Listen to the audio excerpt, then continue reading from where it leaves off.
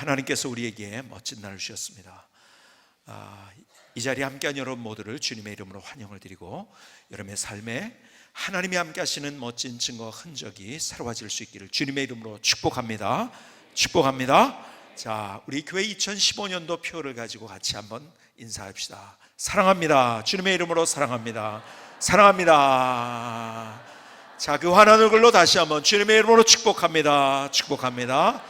축복합니다. 축복합니다. 축복합니다.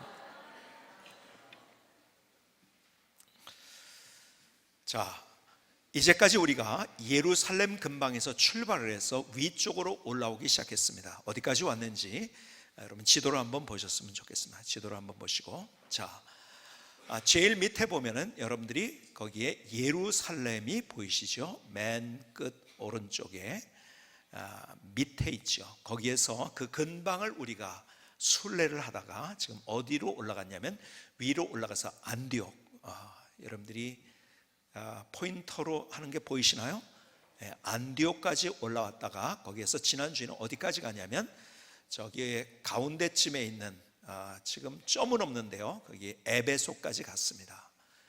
에베소까지 갔다가 이제는 거기에서 어디로 올라가냐면은 저 맨 끝에 바다 육지가 만나는 것이죠. 저 맨 위에 저기를 보스포러스 해협이라고 하는데, 거기가 그 사이를 기점으로 해서 유럽과 아시아가 나뉘어집니다. 지금 저기 지도상에는 없지만 그 끝에가 이제 여러분이 아시는 이스탄불이죠. 이스탄불. 그래서 이스탄불은 보스포러스 해협을 두고 그 다음에 살짝 건너편에도 땅이 있기 때문에 자기들은 유럽이라고 우기고, 그 다음에 EU에 자기도 가입하게 해달라고 계속 그러고 있죠. 지금 어쨌든 간에 그 해협을 건너면서가 바로 이제는 뭐가 되냐면 유럽이 됩니다. 오늘 거기를 건너서 어디로 가냐면 저기 맨 위에 가운데 보이시는 빌립보를 가게 됩니다. 오늘 빌립보로 여러분들을 안내하면서 오늘 주님께서 주시는 교훈을 받으려고 하는데요, 지금 저거는 교회, 빌립보 교회의 터입니다. 물론 비잔틴 시대의 건물이지만은 지금 이런 유적들이 거기에 빌립보에서는 남아 있습니다. 여러분, 빌립보라는 이름, 이 도시 이름이 왜 만들어졌을까? 알렉산더의 아버지의 이름이 빌립입니다. 빌립의 이름을 따서 빌립보라고 했습니다. 빌립보라는 것은 빌립의 속한이란 말이에요. 그 아버지가 세운 그 도시인데요, 거기에 도시가 세워진 이유는 금광이 있기 때문에 세워졌어요. 그래서 금을 캐기 위해서 처음에는 만들어진 그런 도시였었습니다.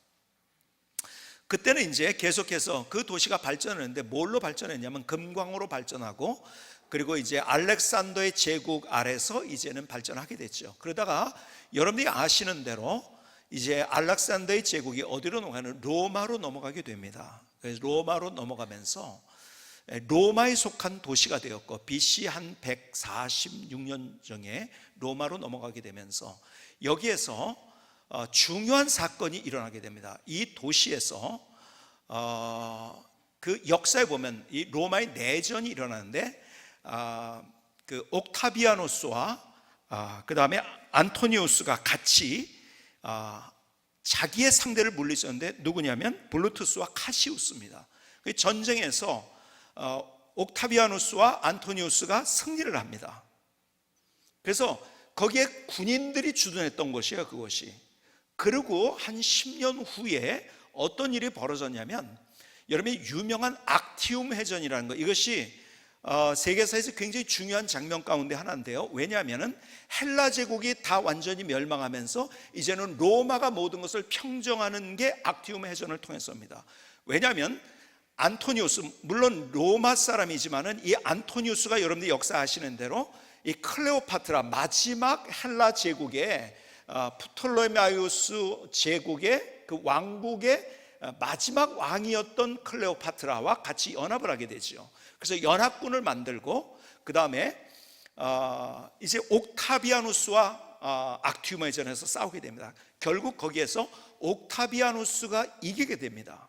그리고 옥타비아누스의 이름이 아우구스투스로 변경이 되고, 그리고 그 이름은 가장 존귀한 자라는 이름, 그리고 아우구스투스에 의해서 소위 말하는 이 로마 역사의 제국 시대가 시작이 됩니다. 그래서 악티움 해전이 굉장히 중요한 그 전쟁이었는데요, 거기에 전쟁에 나갔던 그런 퇴역 장교들을 대부분 이 빌립보로 살게 했습니다. 그러니까 거기는 군인들이 주둔했던 곳이고, 그리고 퇴역 군인들이 또 많이 살고 있었던 그런 도시입니다. 제가 장황하게 이것을 설명하는 이유는 그것을 이해해야지 빌립보에서 어떤 일이 일어났고 그것이 우리에게, 지금을 사는 우리에게 성경을 통해서 무엇을 하나님이 말씀하신가를 분명히 알 수 있기 때문입니다. 어쨌든 그런 빌립보에 사도 바울이 2차 전도 여행을 통해서 이제 거기를 가게 되죠. 그래서 드로아에서 환상을 봅니다. 오늘 본문에 있는 대로 드로아는 지금으로 얘기하면 트로이입니다. 그래서 드로아에서 환상을 보고 유럽에서 손을 흔드는 환상을 보면서 하나님께서 여기를 부르시는구나. 그래서 그 바다를 건너서 바다 맞은편에 있던 네아폴리를 통해서, 네아폴리는 항구 도시입니다. 그 바로 산 뒤에가 빌립보라는 곳입니다. 빌립보에 가게 됐죠. 자, 그 장면을 오늘 본문에서 우리가 봤는데요, 조금 이따 다시 한번 보겠지만요, 사도행전 16장 19절 이하에는 그 빌립보에서 일어난 재미있는 사건 하나를 보여줍니다. 한번 여러분들이 머릿속에 그리면서 한번 들어보시겠습니까? 잠깐 이전에 이것은요 조금 더 설명드리면, 거기에서 사도 바울이 점치는 여인, 귀신 들린 여인을 고쳐주었어요. 그리고 나가지고서 그 사람을 소유했던 사람들이 있었어요. 그래서 그 사람이 점을 치니까 그걸 가지고서 돈을 벌었던 사람이에요. 근데 귀신이 나가버린 거예요. 고쳐줬어요.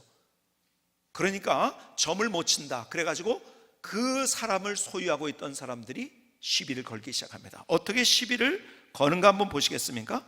복음으로 이제 새로운 역사들이 일어나고 있는데요, 사도행전 16장 19절은 이렇게 이야기합니다.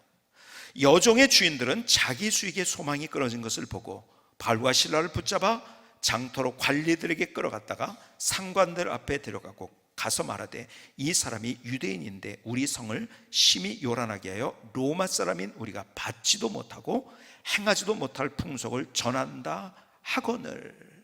자, 앞서 말씀드린 퇴역 장교들, 군인들이 많았기 때문에 거기에 군에 가서 싸워서 이런 그 성과를 올린 그런 사람들은 다 로마 시민권을 줬거든요. 대부분이 로마 시민권을 가진 사람들이죠. 거기에 살고 있었던 사람이. 그렇죠?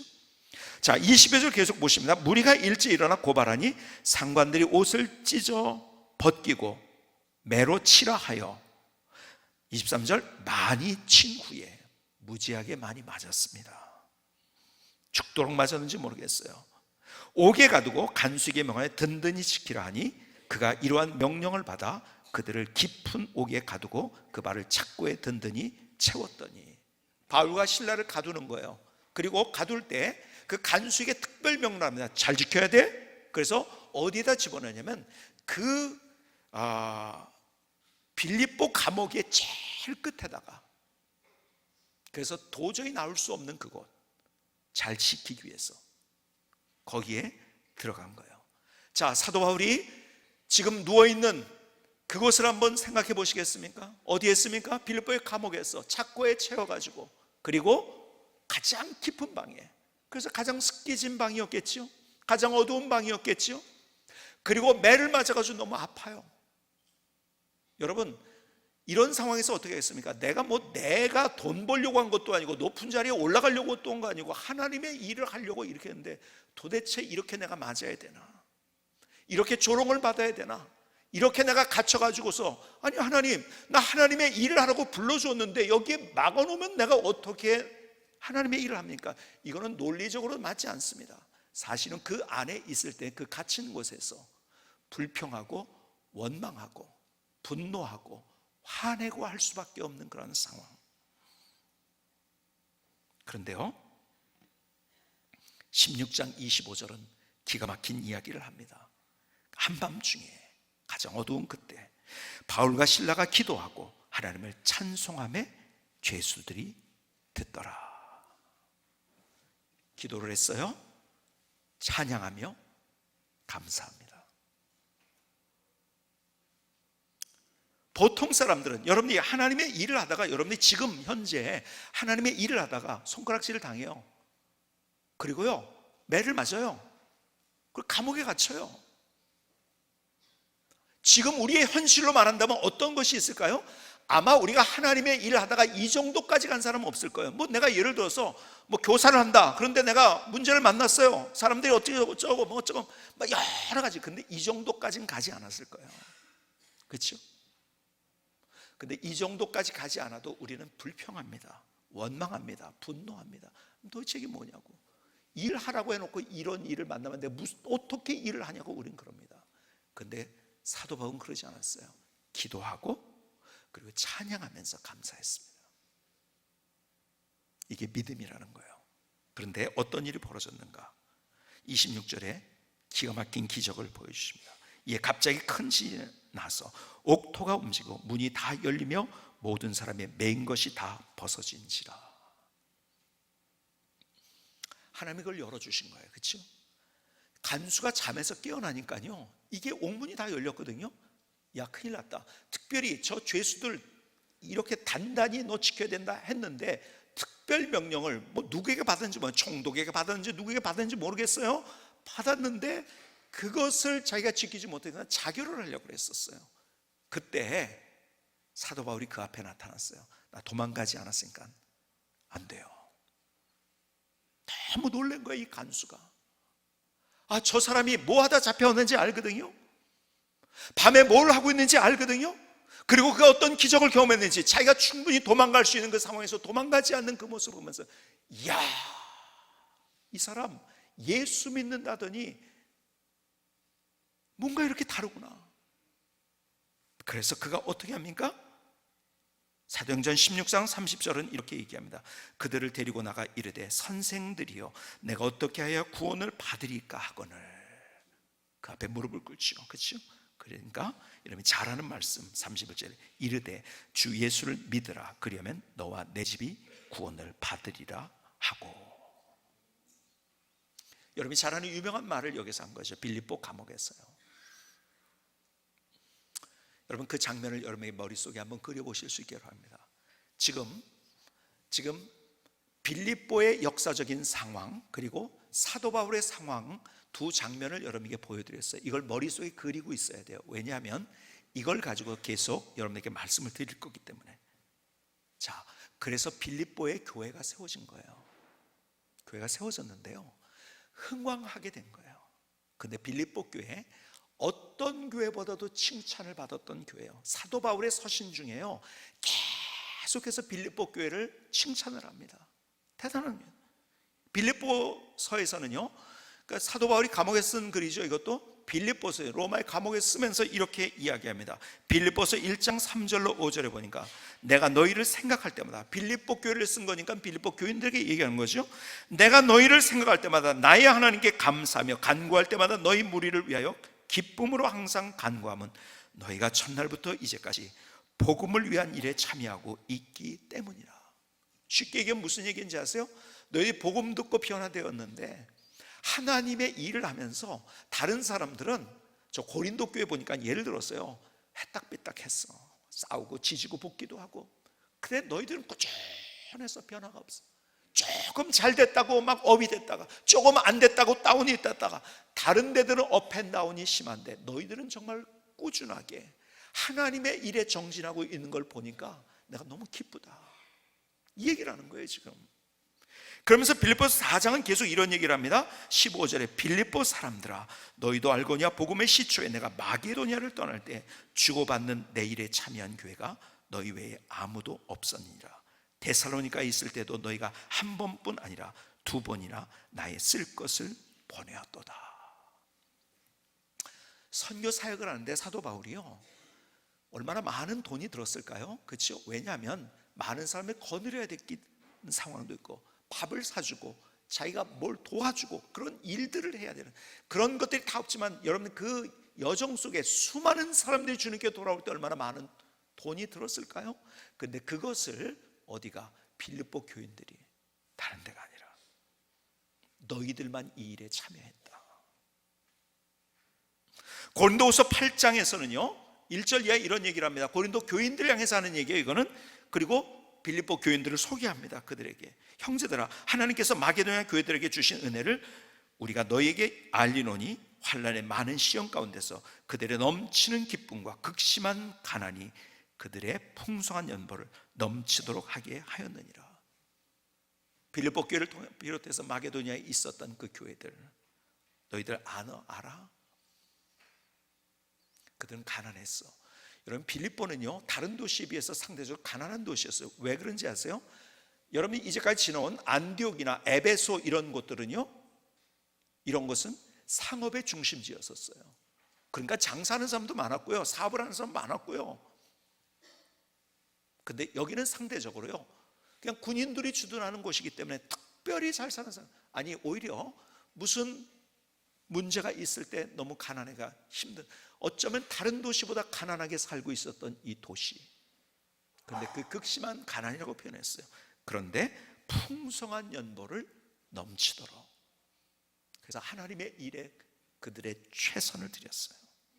3절은 계속 이렇게 얘기합니다. 내가 증언하니 그들이 힘대로 할 뿐 아니라 힘에 지나도록 차원하여 이 은혜와 성도 섬기는 일에 참여함에 대하여 우리에게 간절히 구하니 우리가 바라던 것뿐 아니라 그들이 먼저 자신을 주께 드리고 또 하나님의 뜻을 따라 우리에게 주었도다. 이 얘기는 이런 내용이 포함되어 있는 거야. 빌립보 교회가 자기들의 지역을 위한 선교를 했을 뿐만 아니라 그리고 나가서 다른 지역을 향한 선교를 했다. 그래서 그렇게 다른 지역으로 내가 갈 때 그들이 그 일을 도와주었다. 자기 지역을 위해서도 애썼을 뿐만 아니라 그리고 다른 지역을 위해서도 그들의 최선을 들였던 빌립보 교회, 참 괜찮은 교회였었죠. 그러니까 계속 사도 바울은 빌립보 교회를 그렇게 칭찬하는 거예요. 계속. 고린도후서 11장 9절은 이렇게 얘기합니다. 또 내가 너희와 함께 있을 때 비용이 부족하였을 때 아무에게도 눈을 끼치지 아니하였으면, 그러니까 고린도에 갔을 때요 굉장히 모자랐다는 거예요. 선교 활동을 하는데. 그런데 아무에게도 너희들한테 내가 눈 끼친 적이 있느냐? 왜 그런지 아느냐? 마게도에서 온 형제들이 나의 부족한 것을 보충하였습니다. 내가 모든 일에 너에게 폐를 끼치지 않게 스스로 조심하였고 또 조심하리라. 빌립보 교회를 통한 중심한 마게도에 있던 교회가 사도 바울의 필요한 것을 채워줬다는 거예요. 그래서 고린도 교회, 내가 너희들한테 갔지만은 너희들한테 손 벌린 거 없어. 내가 이 사역을 하면서도. 왜? 너희들 앞에서 내가 그럴 수 있었던 것은 빌립보 교인들 때문에 그래. 그리고 그 빌립보 교인들을 고린도 교인들한테 소개를 하고 있는 거예요. 여러분 조금 봤지만요 계속해서 빌립보 교회를 사도 바울은 얼마나 아끼고 있었고 그리고 존중하고 있었고 자랑하고 있었는지 모릅니다.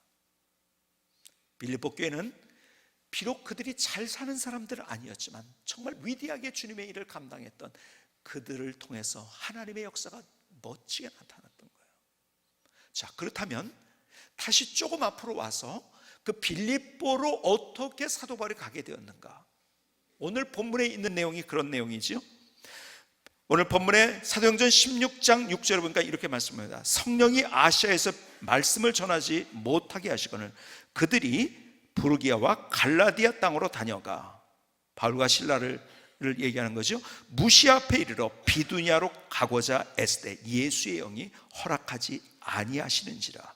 무시아를 지나 드로아에 내려갔는데, 드로아가 어디라고요? 지금 트로이입니다. 우리가 얘기한 트로이.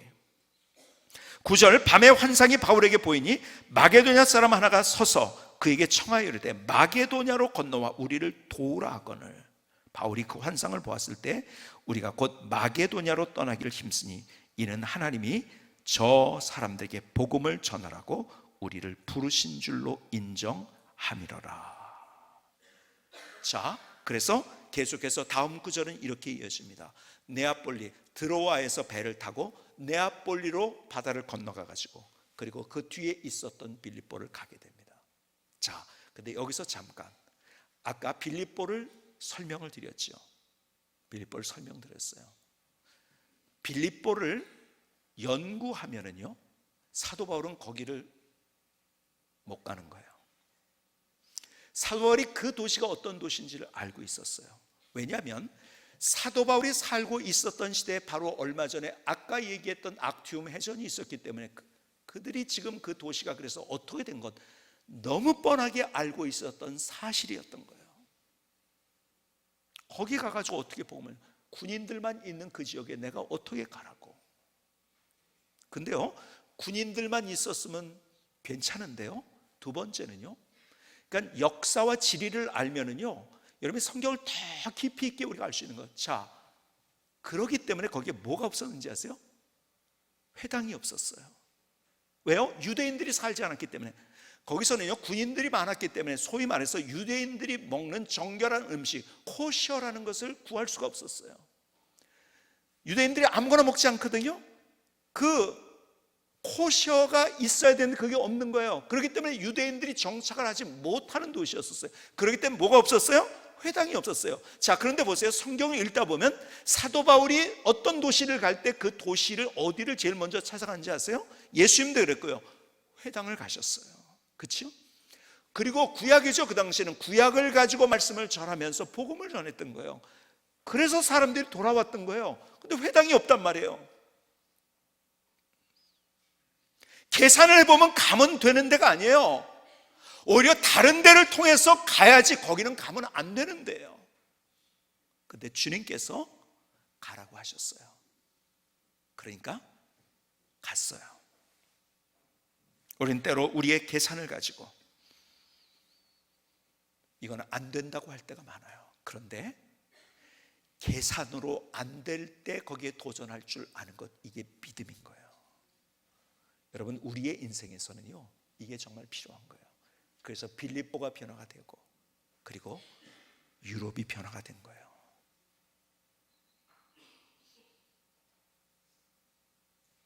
우리는 계산을 해서 딱 맞춰보니까 시간적으로나 물질적으로나 여러 가지 다 따지면 안 돼. 아니에요.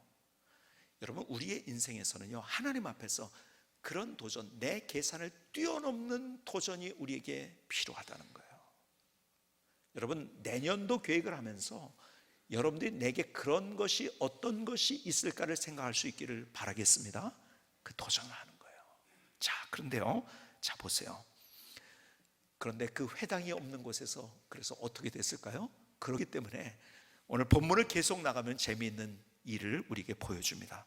사도행전 16장 12절에 보니까 이렇게 얘기합니다. 거기서 빌립보에 이르니 이는 마게도니아 지방의 첫 성이요 또 로마의 식민지라. 이 성에서 수일을 유하다가, 성경은 그냥 수일을 유했다고 얘기합니다. 다른 데 가서는 바로 복음이 전파가 됐는데요, 여기서는 안 돼요. 앞서 얘기한 대로 회당이 없기 때문에. 그래서 속된 표현으로 얘기한다면요, 공쳤다는 거예요. 여러 날을 지났지만은요, 전도는커녕 아무것도 못하고 공쳤다는 거예요. 왜? 회당이 없으니까요. 그거예요. 그러니까 왜 수위를 위했는가? 바로 거기에는 회당이 없었기 때문에. 그 도시가 어떤 도시인지를 알면은 성경이 우리에게 얘기하는 바가 뭔지를 더 분명히 알 수 있는 거예요. 지리를 알고 역사를 알면은요, 성경을 훨씬 더 우리가 잘 알 수 있는 거예요. 자, 그래서 속된 표현으로 공쳤어요. 아무것도 못하고. 근데요, 13절 이하는 이렇게 이야기합니다. 안식일에 우리가 기도할 곳이 있을까요? 문 밖 강가에 나가 거기에 앉아서 모인 여자들에게 말하는데, 두아디라 시에 있는 자색옷감 장사로서 하나님을 섬기는 루디아라 하는 한 여자가 말을 듣고 있을 때 주께서 그 마음을 열어 바울의 말을 따르게 하신지라.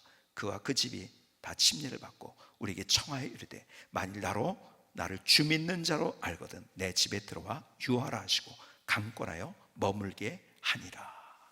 자, 근데 그 빌립보, 회당이 없었던 그 지역에서 루디아라는 사람을 통하여서 그 도성이 뒤집어지는 역사가 일어났어요. 하나님은 한 여인을 사용하셨어요.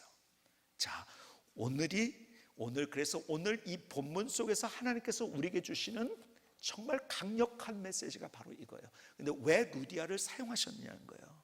오늘 이 얘기하는 거예요. 왜 루디아를 사용하셨는가? 다시 오늘 본문을 보실까요? 왜 그를 사용하셔요? 자, 14절을 다시 보십니다. 두아디라 시에 있는 자색옷감 장사로서 하나님을 섬기는 루디아라는 한 여자가 말을 듣고 있을 때, 누구 말을 들었어요? 사도 바울의 말. 여러 사람이 있었지만 루디아만 그 말을 들었어요. 왜 그런지 아세요? 귀가 열렸기 때문에 그런 거예요. 귀가 열렸어요. 똑같은 얘기를 들었지만은 루디아는 그 귀가 열렸어요. 귀가 열렸을 뿐만 아니라 그 다음에 한 여자가 말을 듣고 있을 때 주께서 그 마음을 열어 마음이 열렸어요. 바울의 말을 따르게 하신지라 그와 그 집이 다 침례를 받고 우리에게 청하여 이르되 만일 나를 주 믿는 자로 알거든 내 집에 들어와 유하라 하고 강권하여 머물게 하니라. 뭘 열었는지 아세요? 자기 집을 열었어요. 귀를 열었어요. 그렇기 때문에 다른 사람이 듣지 못한 걸 들었던 거예요. 마음을 열었어요. 자기 집을 열었어요. 하나님은 어떤 사람을 사용하시는가? 성경을 유심히 보다 보면 열린 사람을 사용하신다는 거예요. 내가 정말 열려 있는가? 근데 우리가 너무 닫혀 있어요. 자, 보세요. 이제 다시 앞에 이야기로 갑니다. 자, 빌립보가 어떤 도시인지를 알고 있었어요. 사도 바울이 계산을 해보고 논리적으로 따져보면은 거기 갈 수가 없어. 다른 데를 가야 돼요. 근데 거기를 갔어요. 왜 그런지 아세요? 하나님의 말씀과 하나님의 음성에 열려 있었기 때문에. 그래서 갈 수 있었던 거예요. 사도 바울 역시 그렇게 하나님의 역사를 이룰 수 있었던 중요한 요인, 내가 가진 것으로 나를 꽁꽁 묶어놓지 않고 하나님을 향해서, 말씀을 향해서 열려 있었다는 거예요. 이게 포인트인 거예요.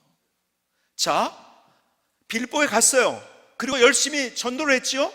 그래서 능력이 나타나고 기가 막힌 일을 경험했지만 결국 어떻게? 감옥에 갇혔어요. 사방이 다 막힌 곳에 있었어요. 여러분, 앞뒤 좌우 동서남북이 다 막혀버렸지만 그러나 그는 그 한밤중에 그 어두운 곳에 그는 하나님을 향해서 그의 마음을 열었어요. 기도했던 거예요. 찬송했던 거예요. 감사했던 거예요.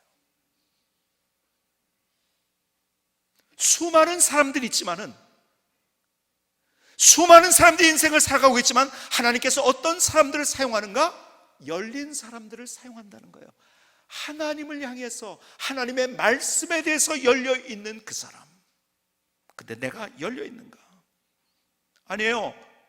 우리는 너무 닫혀 있어요. 어떻게 닫혀 있습니까? 내 생각, 내 계산, 내가 받은 상처, 내 이념, 내 세계관, 내 것으로 내가 꽁꽁 나를 닫아놓고 있어요.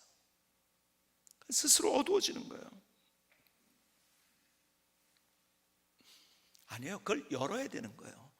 여러분, 지금 사실은요, 우리 신문에 계속 나오는 것이 한국에 대한 것을 조사할 때 한국 사람이 우울증이 제일 심각하고, 뭐 계속 이러면 뉴스에 듣는 얘기니까 반복적으로 듣는 얘기, 그리고 불행하다고 느끼고, 그렇죠? 더 많이 발전했지만요.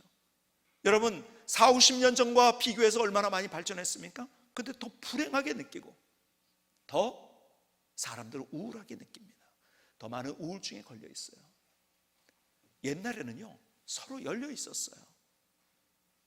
서로 대문 닫지 않고 그냥 그렇게, 대문이 있어도 있으나마나한 쌀이문 같은 걸 해가지고. 근데요, 소유하기 시작했어요. 살다 보니까는 상처를 경험합니다. 그래서 자꾸 닫기 시작했어요. 닫을수록 어떻게 되는가? 스스로 우울해지는 거예요. 깜깜해지는 거예요. 불행해지는 거예요. 더 많이 가진지 모르지만 빛이 안 들어오는 거예요. 여러분, 우리의 인생이 그런 거예요. 우리의 삶을 살아가면서 우리는 내가 만난 상처, 내가 가지고 있는 논리, 내가 가진 계산, 내 경험, 내 세계관, 내 이념, 이걸 가지고 자꾸 우리 스스로를 달아놓습니다. 스스로 단절됩니다. 그래서 어떻게 되는지 아십니까? 우리의 삶이 나도 모른 채 나 스스로가 감옥에 있는 거예요. 왜? 다 닫아놓으니까. 닫힌 곳이 감옥 아닙니까? 여러분, 내가 진짜 우리가 가는 감옥, 뭐 판사가 몇 년 딱 때려가지고서 가는 감옥, 이 감옥이 아니라 더 큰 감옥이 뭔지 아세요? 내가 스스로 갇혀 있는 그 감옥. 그래서 주님께서 눌린 자에게 자유를, 갇힌 자에게 자유를, 포로된 자에게 자유를 주기 위해서 이 땅에 오셨다는 말씀. 그러면은 주님께서 지금 가가지고 저 감옥에 있는 사람들, 뭐 경제사범들, 뭐 살인했어요, 그 사람들에게 자유를 주겠다는 말인가요? 니네들 괜찮아 나가 이건가요?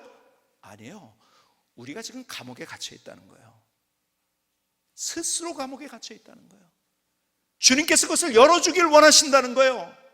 스스로 내가 감옥에 갇혀서 부자연스럽게, 어둡게, 우울하게, 답답하게 우리의 인생을 살아가고 있는데 주님께서 그것을 열어주시길 원하신다는 거예요. 거기에 우리의 인생의 희망이 있다는 거예요. 근데 우리는 갈수록 자꾸 닫아놓습니다. 점점점 닫아놓습니다. 저 사람은 저래서 그러니까 닫고, 이 사람은 이래서 그러니까 닫고, 이 일을 하다 보니까 안 됐으니까 닫고, 아니야, 이것도 아니야. 그러다 보니까 나는 칭칭칭칭 내 자신을 닫고 차가운 철문을 닫을 뿐만 아니라 아예 자물쇠까지 꽝 해가지고서 스스로 고립되고, 그리고 혼자가 되고 어둡게 쓸쓸하게 우리 인생을 살고 있다는 거예요. 거기서는 절대 하나님의 역사가 뭔지를 우리가 경험할 수 없다는 거예요.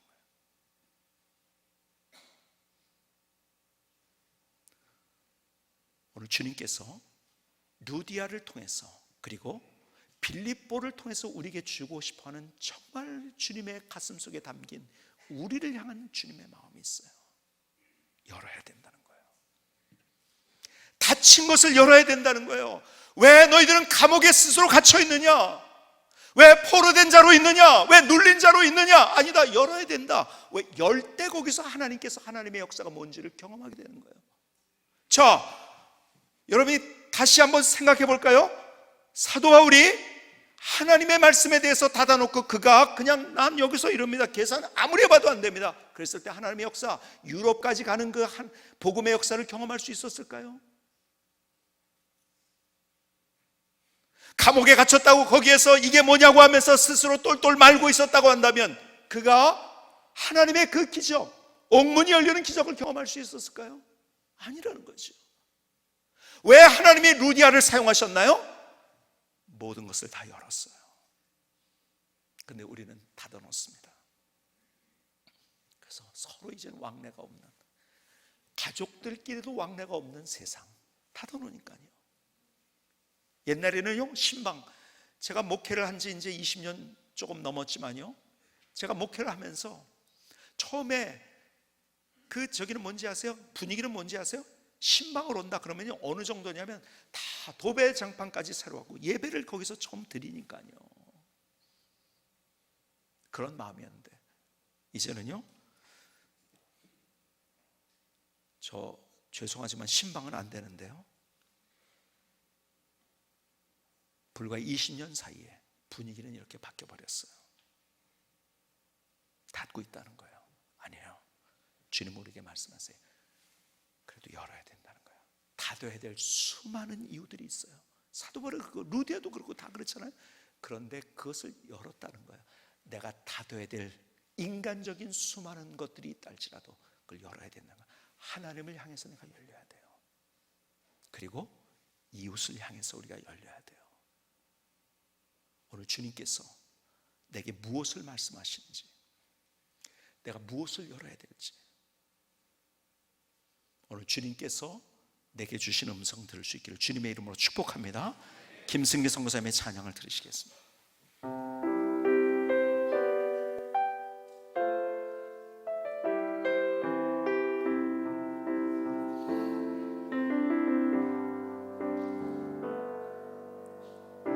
내 안에 굳게 닫힌 문을 열어요. 차가운 철문을 활짝 열어요.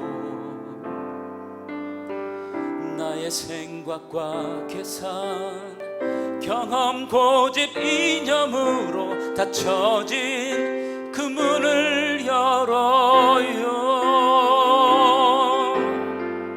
어두웠던 인생에 환한 빛을 비추소서. 주님의 빛, 기쁨의 빛으로 귀를 열고 마음을 열고 가진 것을 열어요. 참 소망의 빛으로 비춰주네요. 주님의 능력으로 날 세워주소서. 내 안에 굳게 닫힌 문을 열어요. 차가운 철문을 활짝 열어요. 나의 생각과 계산, 경험, 고집, 이념으로 닫혀진 그 문을 열어요. 어두웠던 인생에 환한 빛을 비추소서. 주님의 빛, 기쁨의 빛으로 귀를 열고 마음을 열고 가진 것을 열어요. 참 소망의 빛으로 비춰주네요. 주님의 능력으로 날 세워주소서. 주님의 은혜로 날 덮어주소서.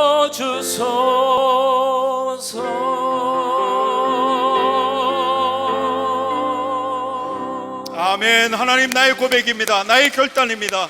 나의 노래를 주님 앞에 올려드립니다. 나를 받아 주시옵소서. 하나님 감사합니다. 로마의 역사로 시작을 했는데 로마의 이야기를 하나 드리면서 마치려고 합니다. 로마는 역사의 세 부분으로 나눠져 있죠. 처음에는 로물루스에 의해서 이제 시작이 돼가지고 왕정으로 시작이 됐어요. 그러다가 여러분이 잘 아는 대로 공화정이 됐죠. 그렇죠? 그러다가 제정이 됐어요.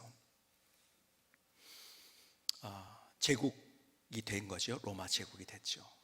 그래서 왕정, 공화정, 제정을 거치는 로마의 역사 가운데서 로마의 6대 왕 세르비우스가, 이 로마는 7개의 언덕을 가지고 있는데 사실은 굉장히 작은 언덕이죠. 뭐 이런 아주 야산도 안 되는 그런 언덕이죠. 그런 언덕 7개를 가지고 있거든요. 사실은 조그만 나라였었죠. 근데 세르비우스가 거기에 견고한 그걸 전체를 두르는 성을 만들었어요. 그리고 그 성은 점점 더 견고하기 시작합니다.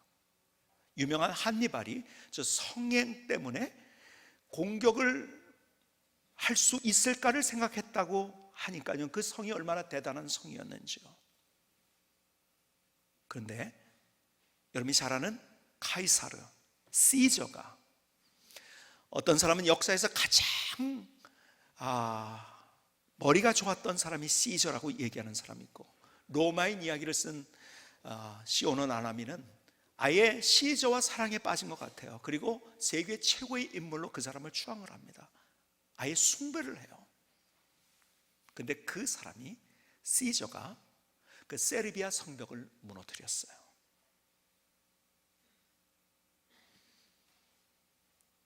사람들이 가지고 있었던 논리를 파괴해버린 거예요. 성벽을 부수다니요. 대신에 로마가 가지고 있는 가장 큰, 건축을 많이 했는데 그 중에 가장 큰 건축이 뭔가? 도로를 만드는 것을, 가도를 만들었습니다. 그 가도가 얼마나 대단한, 여러분이 유럽에 가면 로마가 남긴 가도들이 남아있는 것들이 있잖아요. 돌이 얼마나 큰 걸로 해가지고서 그렇게 만들었는지. 그게 간선도로가 약 8만 킬로를 했으니까요.